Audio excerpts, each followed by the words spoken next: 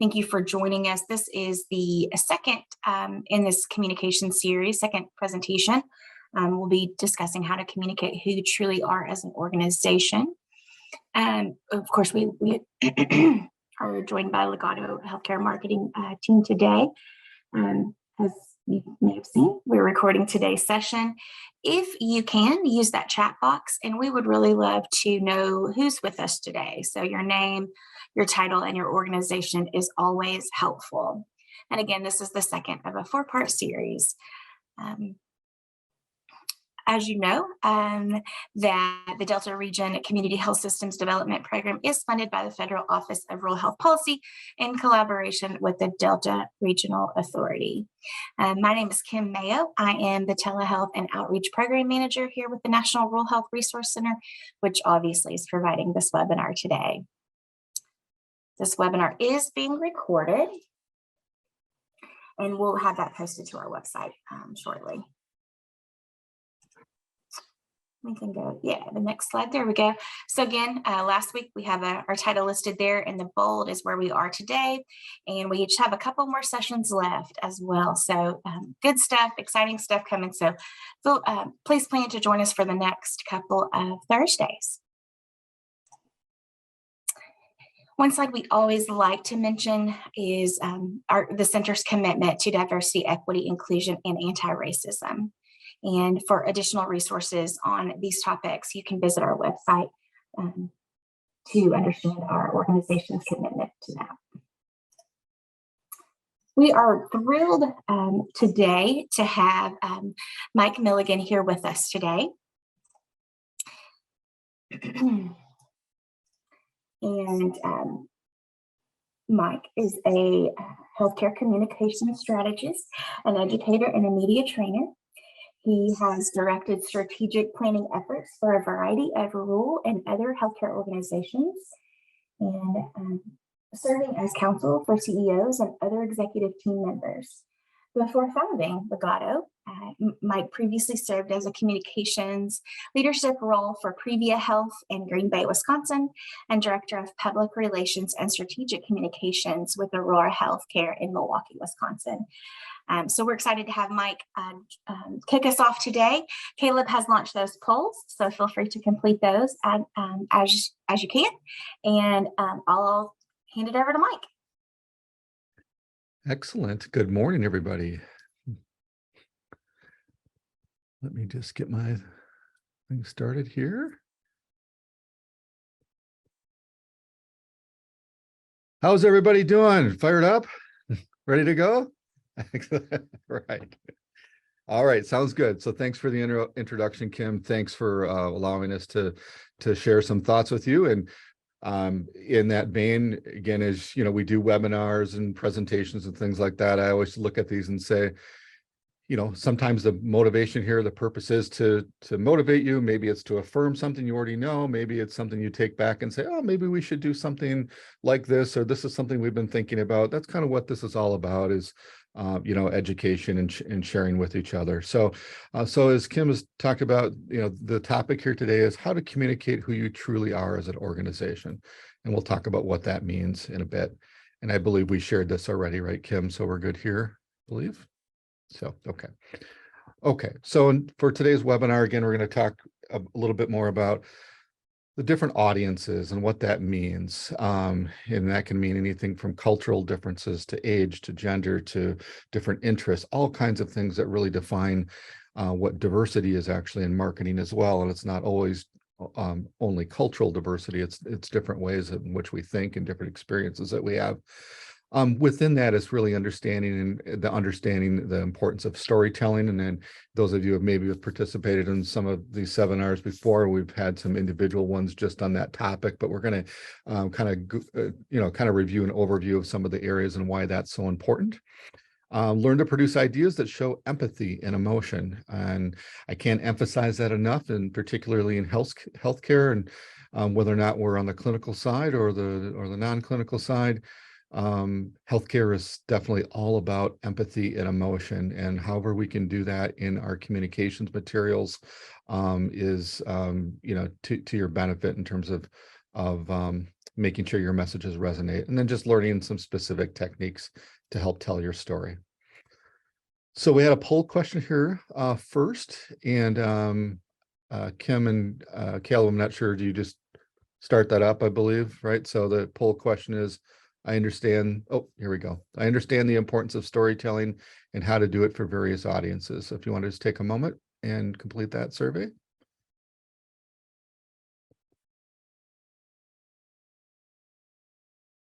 Looks like we're getting some good participation here. Appreciate it, folks. I'll just give it a couple more seconds. All right, and sharing those results for you. Excellent. We got some good storytellers here, or at least who understand the importance. A couple disagree. We'll work on you folks. So, all right. All right. So as we've kind of talked about, knowing your audience, understanding the generational and cultural differences first. So as I kind of alluded to a little bit, and we know this through the work that we do, but just as a reminder that when we look at, for instance, diversity, it could be in anything from geography, certainly age, race and ethnicity, sexual orientation, language, spirituality, disability, all kinds of things that we know and we reflect and we think about in our daily work as healthcare providers. Sometimes we inadvertently don't think about that in our communications, whether or not it's our written communication or oral communications, of thinking about how different people's backgrounds affect how they listen to information, how they absorb that information, how they comprehend that information. So just kind of as a reminder of that, and we'll talk about that in a little bit here. But just to sort of set the stage a little bit, to kind of, I guess, add a little humor, I'm going to play this video for you here. So hopefully this will work. Did I get the job? Well, Absolutely not. Why not? Because you're a baby boomer and I am a millennial. Well, Melanie, I am overqualified for this job. I don't know where you got this. We don't do paper applications. I made it. I don't do the internet. Okay, that is the third time you have said that this interview, and it also says so on this homemade job application. There you go, champ. I don't know what this is for. Don't you need a trophy anytime you anything? Oh, it's on. How'd you get here? Horse? I drove my car. I own it. After 8 more payments. How'd you get here? I took an Uber. Do not know what that is. This is the only way you'll ever own a house. Learning how to text is the only way you'll ever communicate with your son.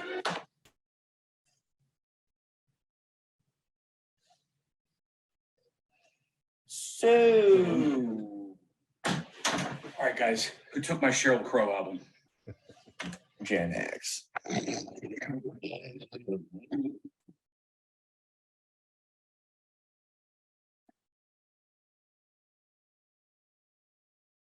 You know what?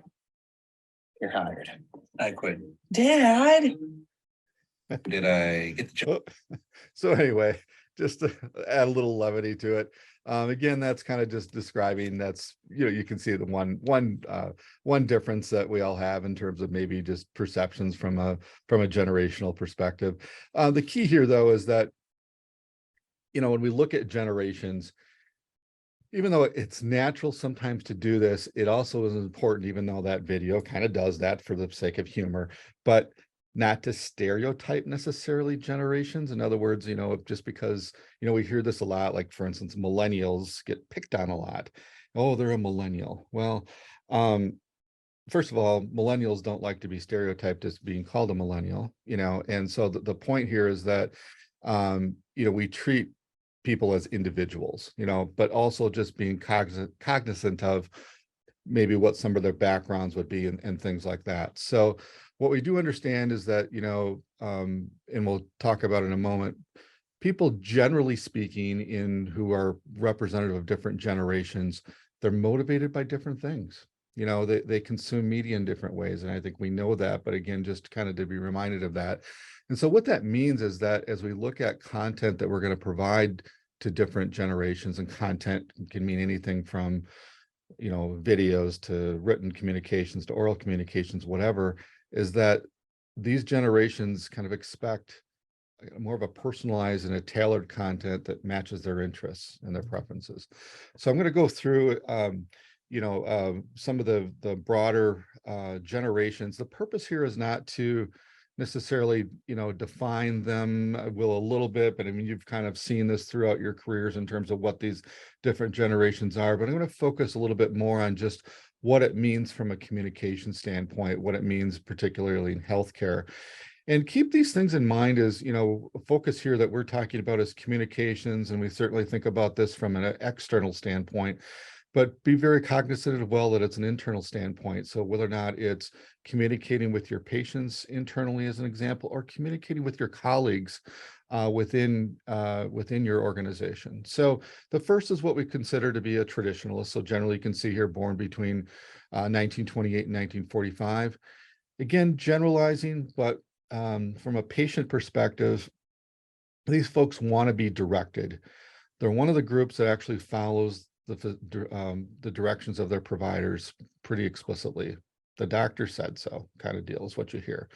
Their healthcare decisions are influenced by advice, again, from credible health professionals and quality of service. Although we do know in some rural markets that I use the word provider, we still have some work to do in terms of building credibility with advanced care providers.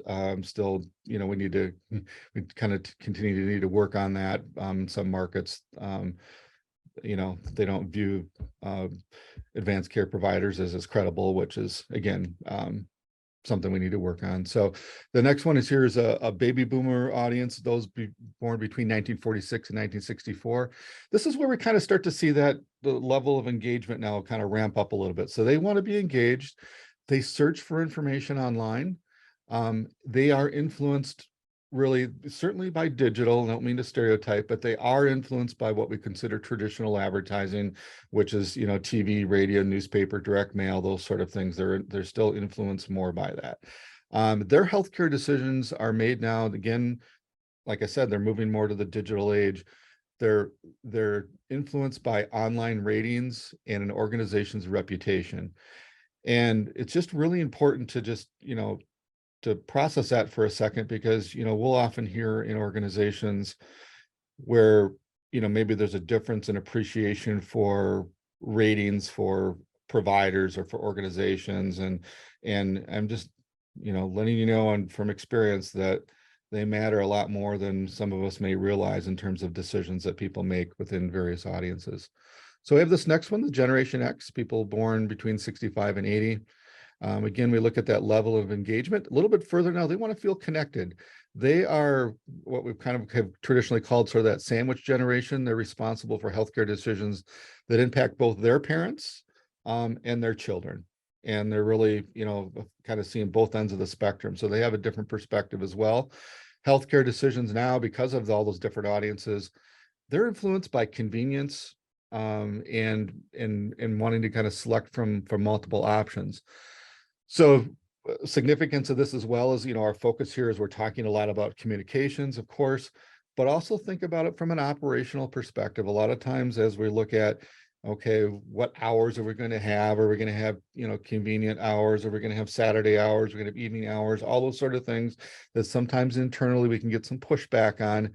But just again, to be really cognizant of the fact that these are expectations that we have from our audiences. We have a couple organizations that we've worked with where they've set up clinics, and they have specifically tailored their hours and their locations and their services and everything specifically, for instance, to a younger audience or to an audience that is, traveling in and out from a larger city, just again, kind of just changing our paradigm on that. Millennials, again, they're the largest generation in the United States. Okay. They want instant information, and they prefer what we kind of call more passive forms of communication. They want to rely more on their phones and their social media and those types of things as well. Health decisions are influenced by their peers. And interestingly now more on cost. And certainly that affects a lot of generations, but especially in the advent of, high deductible plans and those types of things, even more so in our expectations that we have as providers in terms of cost transparency and all those sort of things, that these are things that just, cannot be ignored. Generation Z, those born between 97 and 2012, they're called more what are influencers. We kind of talked about, they really are expecting kind of this personalized experience.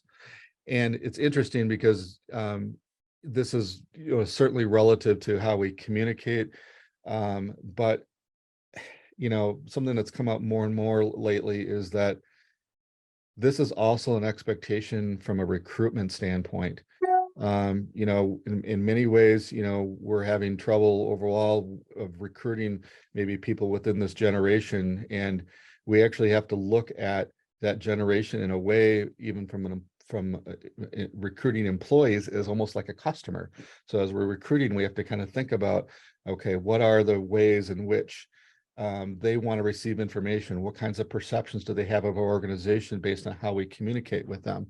So healthcare decisions here, they're influenced by, again, digital offerings. They also are influenced, again, I've mentioned, by their peers and really by their parents. So related to that, and we kind of talked about, the different generations and storytelling. So the reason I kind of started with, the background of how different people perceive different things is because that helps us when we're telling stories, if you will, to our audiences. And just to kind of, summarize, I think you understand, but when I talk about storytelling, it isn't necessarily, it isn't that we're going to sit down and read a nursery rhyme to our patients, but it's how do we communicate in a way that's empathetic and helps people really remember what we're saying, helps them really, that it relates to them, that we're not preaching to them, but that we're, if someone could ask me, what did I have for dinner 2 weekends ago when I went to dinner with some friends, I probably would have no idea. But if you asked me, what did we talk about? Or, what's new with Bob and Joanne? I'd be able to tell you because there was a story there, and I'd be able to remember that experience. So people like stories because they entertain, they help us connect, they might teach us something, make us feel good, all those things that really emote emotions and memories. So again, just like any story, we got a beginning, we got a middle and an end. So, and I've kind of hit on this a little bit, but that storytelling, again, and we'll talk about the methods for that in a moment, a lot of different ways. Sometimes they can be informal types of things, sometimes they can be informal, but they're real, they're authentic, they're relatable, they're memorable. So as an example, and we'll talk here in a moment about testimonials as an example and how to do that. But generally speaking, as an organization, we certainly want to communicate to our audiences about what we do, who we do, what kind of care we have, those types of things. And that's important. But what is not effective is it's not really a story if we're just talking about ourselves or what we do or our services. What's effective is if we're talking about experiences that people have and their emotions and how they feel. So things that are authentic, people that can relate to, that they're not being lectured to, those types of things. And again, as I've talked about, that are memorable. Now, these are things that I think, are common sense in our everyday life, but I think it's just helpful to kind of be reminded of that. We often, times, maybe when we're working with an organization, they'll say, gosh, we got to make sure that people are aware of us. And so let's tell them all the services that we have. And let's list all the different services that we have so they know that. Nobody knows that we have that. The fact of the matter is they really aren't really concerned about that until they need one of those services. And they're going to remember that based on an experience that you shared with them of something that, that someone had with them. So this kind of gets into a little bit about, the human brain. And, the human brain understands experiences better when narrated, again, in a form of a story. So again, information is shared, it's more memorable, presented.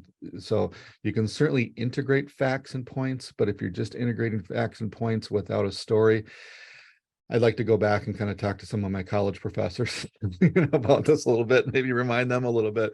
Might have even done better in school, but anyway, and then stories, especially in healthcare, again, that create compassion, makes things more relatable. And I'll show you a couple examples of that here in just a moment. So as I've talked about, so we've talked about storytelling in general, healthcare storytelling, again, communications in healthcare is all about empathy, putting yourself in someone else's shoes and how you communicate. So again, the context of that is certainly if you're doing communications to your public and all of that, but keeping that in mind, again, even in your internal meetings and those types of things, your internal communications, all those kinds of things. So we kind of look at this from a what versus the why. So the what, we want to really focus more on moving from the what to the why. So the what is, I kind of alluded this a little bit when you're communicating, the services offered. Okay, we have these providers on staff. These are our locations.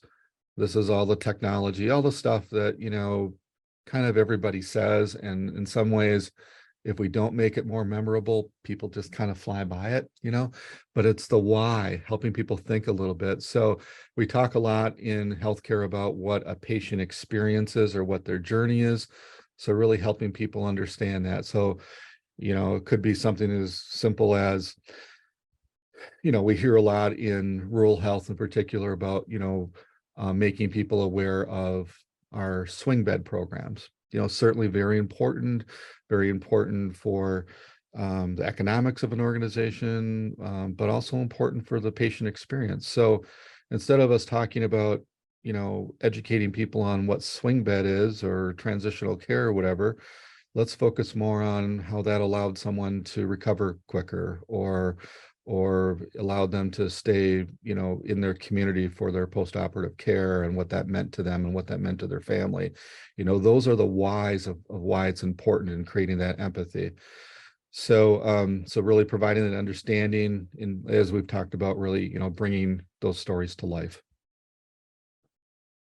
So where do you start with all of that? So kind of in the context of a storytelling, who's your main character? Again, it's not always a doctor saying what they can do. Sometimes that's important, but even with that, for instance, if you're trying to profile your physicians and gain their experience and help people understand who they are, what's often more effective is personalizing. When a physician is sharing his or her background or experience, people for the most part assume that physicians and providers are experienced or they wouldn't be there. Okay. What they want to know is what kind of person are they? How are they relatable in some way?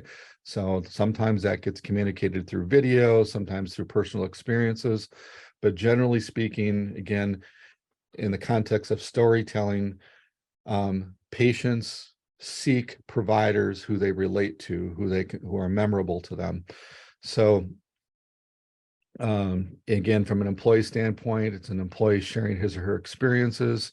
Again, that empathy, putting yourself in other people's shoes and connecting through emotion.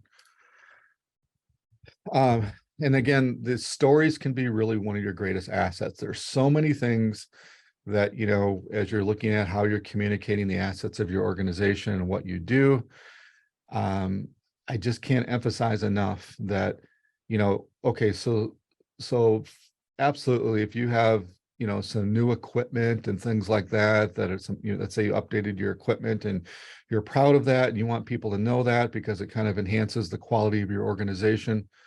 Absolutely. But the question is, again, kind of that what and that why. So you've updated to a, 128 slice, CT scan. Okay, great. Why? What does that mean? By having better images, what does that mean to the patient? What kind of experiences did he or she have you know, those types of things. So, and then these stories, you know, we hear a lot in terms of, you know, testimonials, and that certainly is really important. And again, I would just go back to that these testimonials can be should be authentic.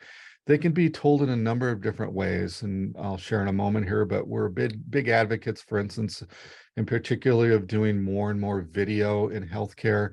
And this doesn't have to be anything expensive at all. Everybody has one of these iPhones or smartphones, and they're high quality. A lot of things you can do on your own and just share those with people and have them be, you know, things that are shared on your social media and you know, other formats of just being able to tell that story in your communications materials, you know, leading people to landing pages and stuff that have those experiences in video.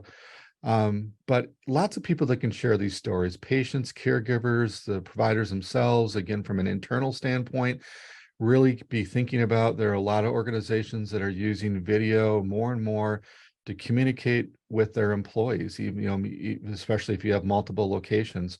You know, it's really easy for someone in leadership or whomever to post a quick video and post it to everybody.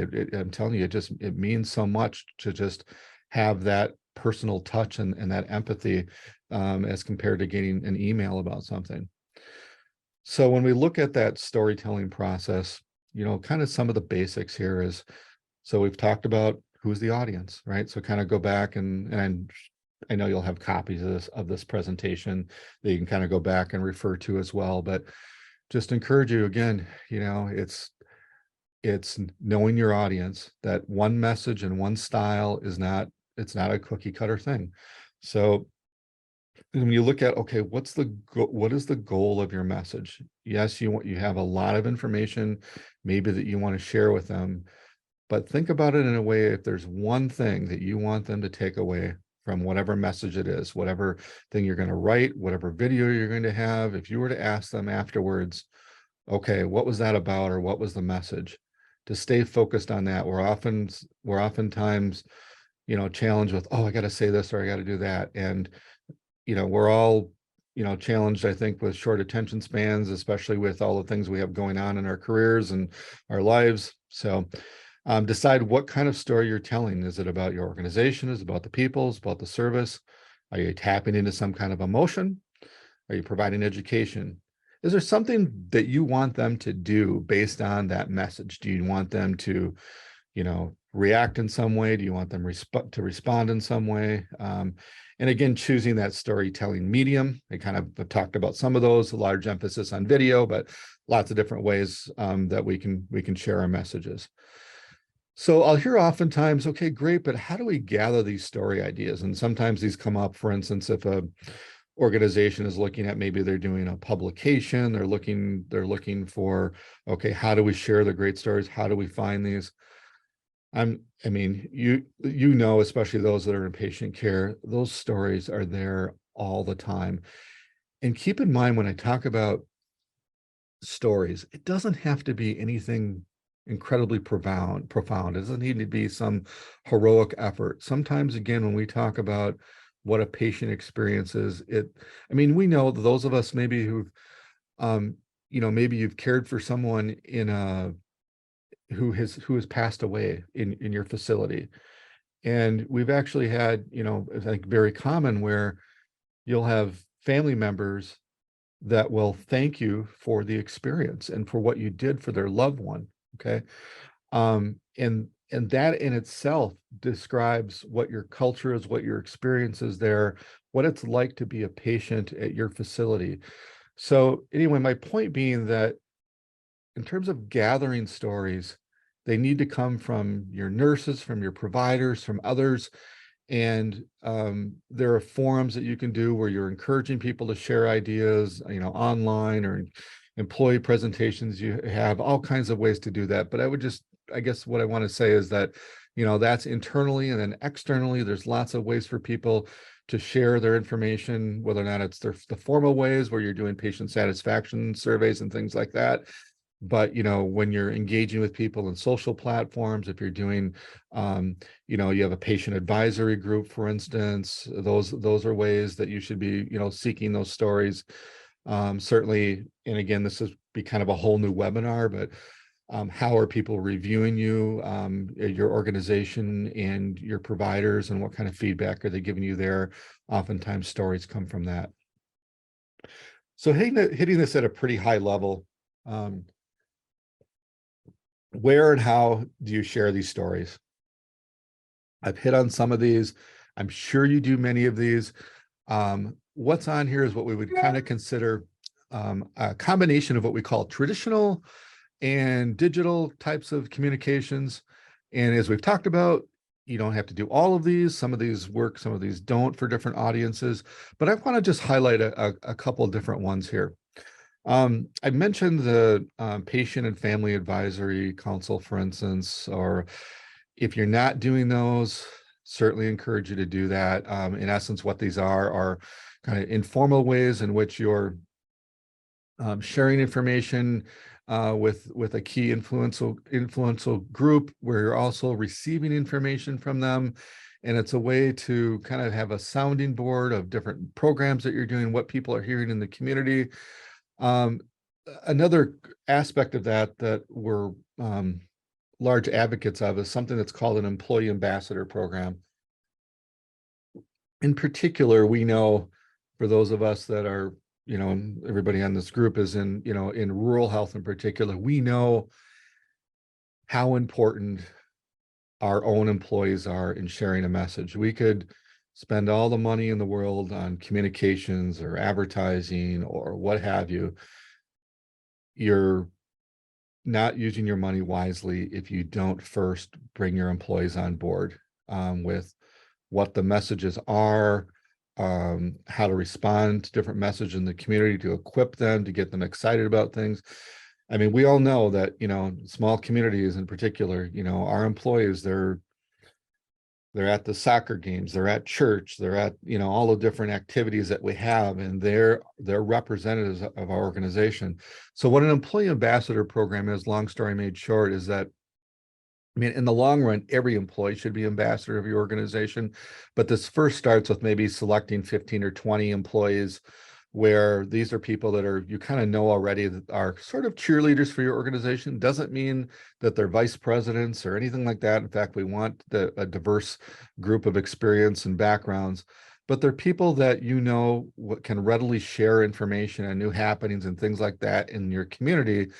But also part of this concept is that there's a mechanism where they are attentively listening to what's going on in the community, and you have kind of a structured format where they're bringing things back as a group, and you're kind of looking for trends and things like that you're hearing and sharing those with administration and those types of things. So I wanted to highlight those because I think sometimes those are sort of underutilized areas.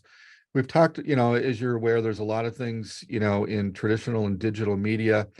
One thing that I want to just emphasize a little bit on is, see here in the upper right, we talk about streaming TV. When we looked at,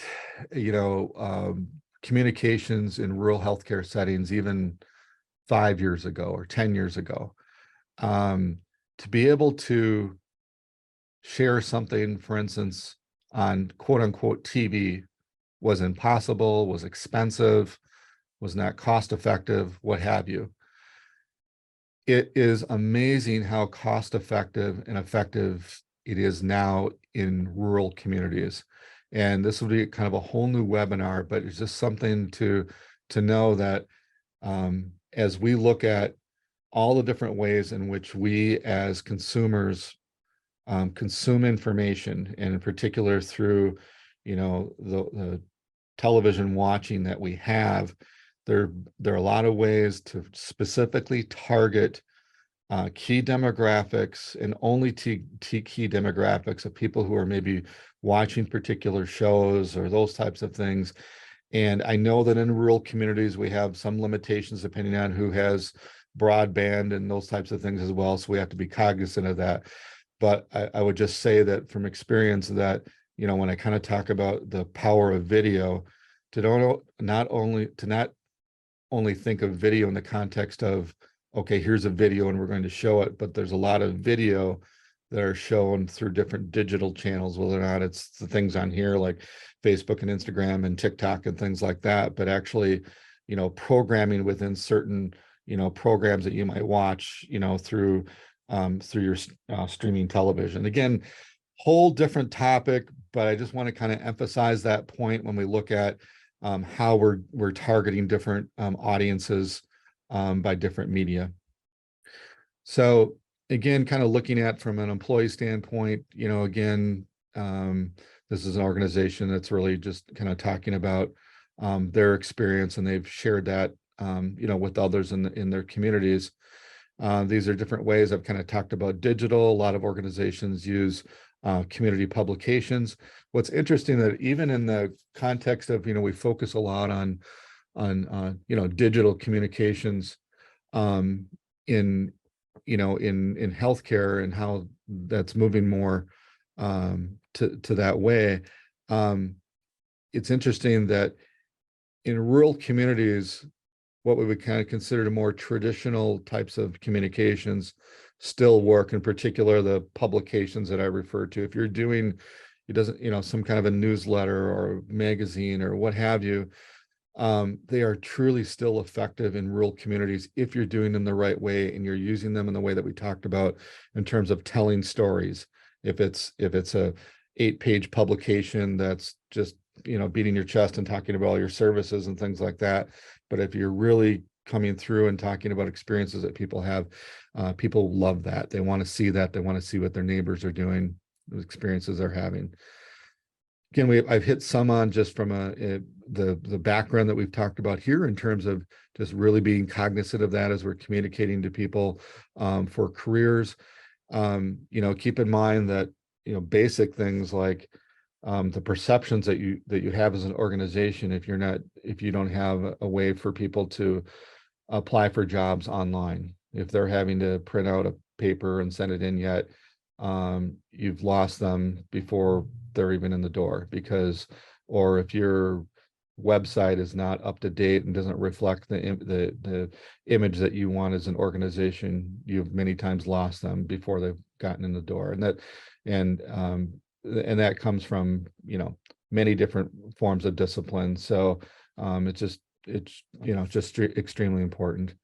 So I've talked a little bit about in terms of how video is king, a lot of different ways in which to use that. I've kind of talked about that there's ways to use that where you can really target your message through a lot of different ways: websites, social media, YouTube channels, what we kind of call streaming. I'll play this quick one for you. This is a example of an organization that uses streaming television. My name is Dawn Timms. I'm from Staples, Minnesota. I'm a reporter, photographer for the Staples World, where I've written quite a few articles about COVID, not realizing that one of the articles down the road would be about my own dad, who passed from COVID on November 17th of 2021. My dad, Gary, was a very, very confident person, a very funny person. He was a life of a party. I grew up singing gospel and country music with my family, the Shimps, and my dad was kind of the leader of our family group. He was the MC at most concerts. You just never doubted he couldn't do something. He was 81 years old when he died, but I never thought of him as being old or weak. We had a family concert and my parents were both coughing. They continued to get worse and worse. They immediately brought him to the hospital and admitted him and did what they could, but it was just too late. He was so convinced that COVID was just, people were making way too big a deal about it. It took that time of him getting so sick and seeing this is real. This COVID thing is not something that's been made up. And when they did allow my mom to go in, he just gave her a hug and in tears. And he said, "Carmen, I am so sorry. I was wrong about the vaccine." And I just think if my dad had gotten better, I really believe he would have said, "Hey, please get vaccinated. I just wish he could have told his own story in his own beautiful voice. I just really hope and pray that as more people get vaccinated, we can really get COVID under wraps. So this was, the reason I show you this, it's a little different context, obviously, than what we're talking about in terms of maybe communications about your services or your people and things like that.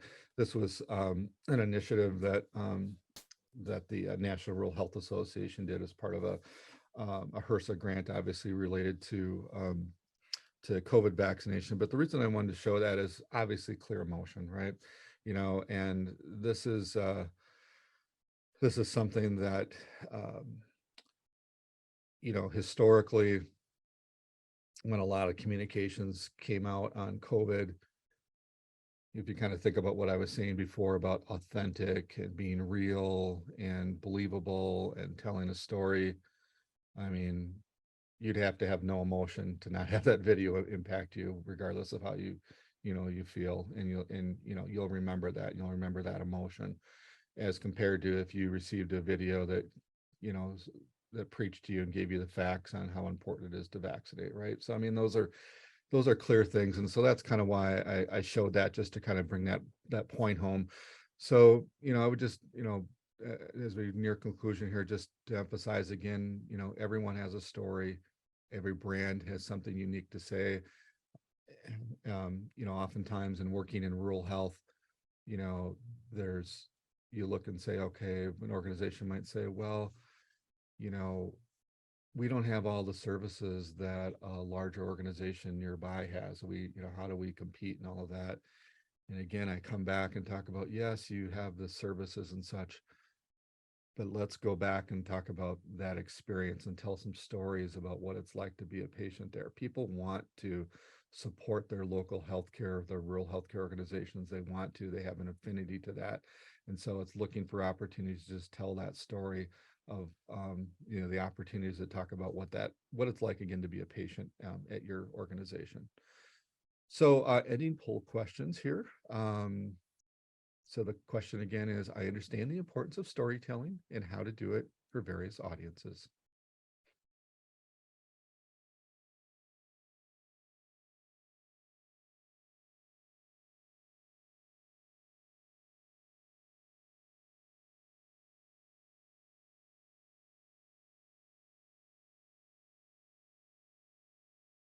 Okay. Look at that. We have no disagrees. You're just being nice to me. That's great. That's great. Okay, sounds good. With that, I'd be happy to entertain any questions that you may have. And it looks like, is there a polling Yes. poll here as well? Okay. This Yes, is the thank flip that we do that helps measure knowledge gained on our webinars. So please feel free to fill those out as we have questions coming. Great. Okay. Any questions for anyone? And I don't know if Kim, if you're monitoring the chat box too, let me know if there's any questions in there as well. So Yes, I'm definitely doing that. Yeah, I found this very helpful, very compelling. And yeah, I'm just curious if it sparked any ideas or any thoughts of how you all might do this in your organization, or could do this, or where you would start.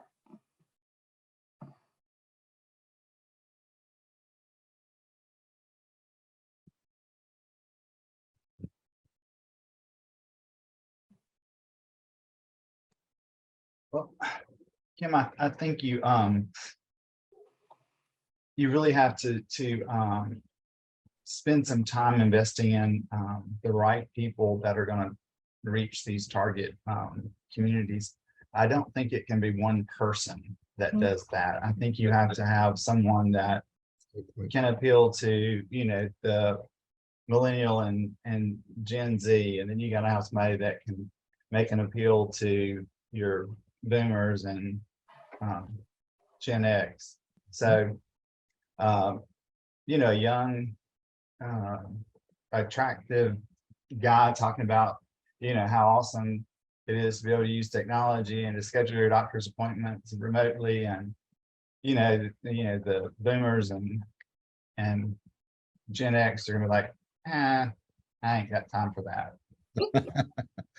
And vice versa. So I think it's important that you consider who's doing your marketing and the stories they're getting, and consider your demographics. Mhm. Our population is primarily an over 55 population. Our Mhm. fastest growing population is the 18 to 35. You got it. And so how do we appeal to those? We've got a current market, but then we've got a market that's starting to rise. So I think those things are important. And Mike touched on all of the importance of all of that. Good. No, all good points, Chase. And again, I know it's like I kind of mentioned at the beginning here, this is really all about kind of just making you think a little bit, probably things that you realize already, but I think, as you have opportunities in your daily work, this might spark some ideas or some things. I would just emphasize again that these are many things that you can do on your own. Again, the video that you saw was kind of more of a professionally produced video, but they don't need to be. In fact, oftentimes they're more authentic if they're real. So Yeah, I think that's a great point. Very valid. I know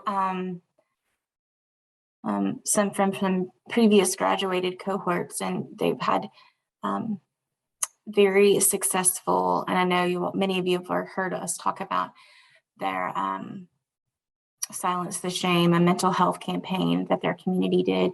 And they, had teenagers, high school students do TikTok videos, and that was pretty powerful. yeah, you might be surprised even within your organizations, people that are willing to do that. I mean, if you think about, like I mentioned, that employee ambassador program. Well, if you do that, part of when you select employees to do that is you want to select people also from different generations and backgrounds as well. So you want to make sure, and because those ideas are going to come from those, oftentimes in rural healthcare organizations, we don't have the luxury of having a communications department or what have you. It's all of you doing that, and you're part-time while you're doing all your other jobs and everything. So you need to rely on people within your organization to help you with that. Yeah. Yeah.